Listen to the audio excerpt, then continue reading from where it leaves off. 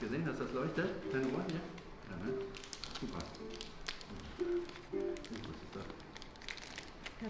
I'm not here to teach medical staff how to be funny. I would never try to do that. I am Michael Christensen, and I'm one of the founders of the Big Apple Circus in New York. I was trained as a professional actor, and then I acquired some juggling skills. Then I worked on the street, and then I worked in a music hall in Paris, yes, like the Moulin Rouge. Then I worked in the circus, and all of these different skills made me the perfect person to work in a hospital as a clown. Click.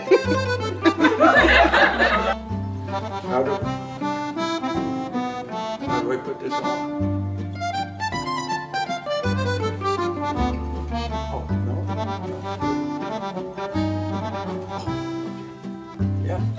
No. I got a call from a hospital asking me if I would perform as a clown for Heart Day, where the children who had heart surgery celebrate. So, wait a minute, I have a doctor's bag. So I put on the white coat, a hat,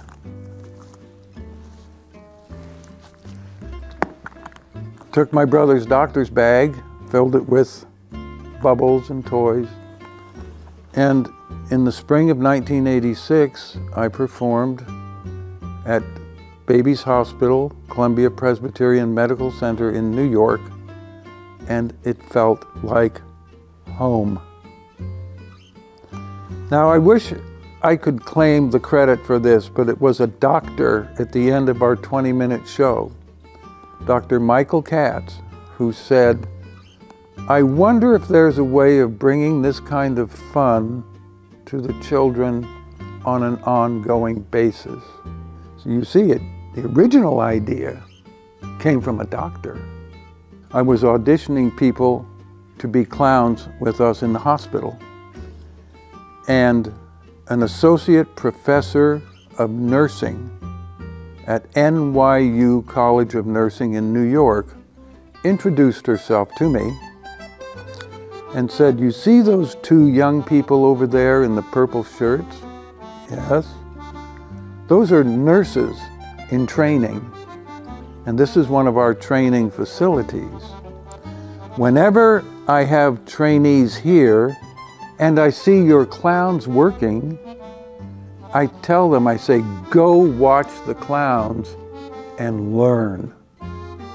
And at the end of the semester, we had a workshop based on the clown's work, but adapted for the medical world. And that's what I'm doing here today.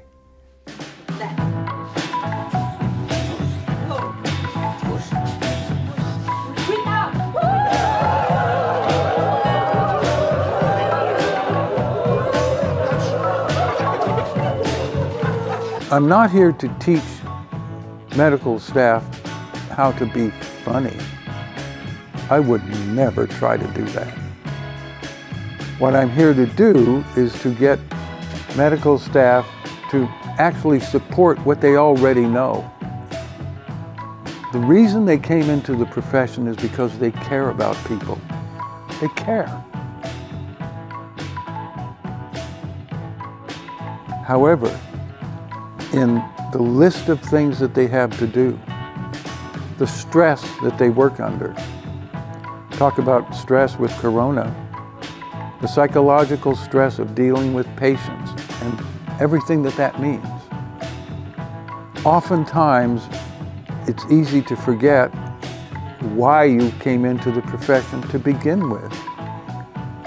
And not just forget it, but forget how important it is to have that simple, authentic reality of caring about somebody, of being a human first, technician second, AI second, human first. That's really important. So if I were to say what this one workshop here in Kiel is about with all of these fantastic medical people. It's human first. Fortunately, I've been very lucky not to have been hospitalized or have any major medical procedures done. But on one of them, just before I was going to go under anesthesia, the doctor looked down at me, looked at me, smiled, and he just put his hand on my hand. I can't tell you, I can tell you, I will tell you, how reassuring that small, simple human gesture was for me.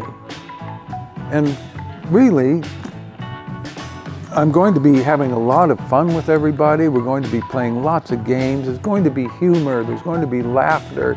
But I'm not teaching everybody to be clowns. We don't want that. But what I really want to do is to put them back in touch with how fantastic each one of them is, how unique each one of them is, and how important it is for them to simply be present and to let somebody know that they care about them. And it's not through words. They don't have to say, I care about you. No, just standing there, caring about someone, they will feel it. And everything else will be so much easier to do once they feel that genuine, authentic love.